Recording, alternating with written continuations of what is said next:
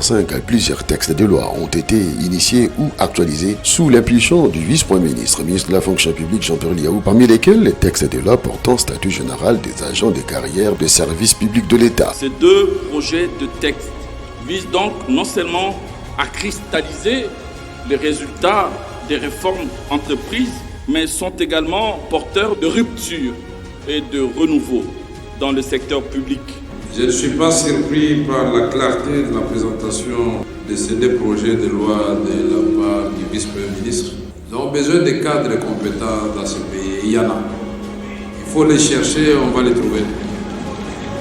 Je considère que le vice-premier ministre Liaou compte parmi les cadres compétents de ce pays, puisque là, ce n'est pas facile de faire la réforme de l'administration agonisante d'un pays.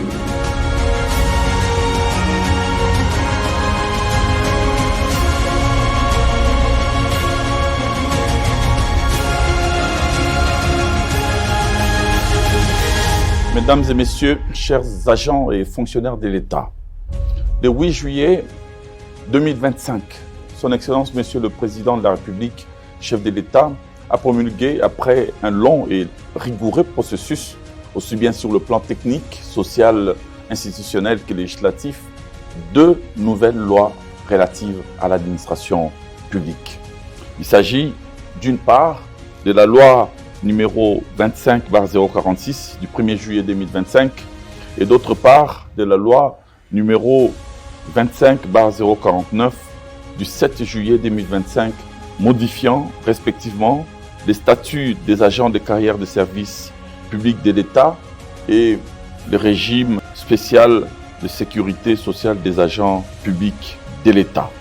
Cette promulgation constitue la concrétisation de l'un de 6 engagements que le chef de l'État avait pris devant le peuple pour son second mandat, à savoir le renforcement de l'efficacité des services publics. La réalisation de cet objectif passe par l'activation de divers leviers, notamment la rigueur et la fermeté dans la gouvernance des ressources humaines de l'État, ainsi que l'amélioration de leurs conditions socio-professionnelles.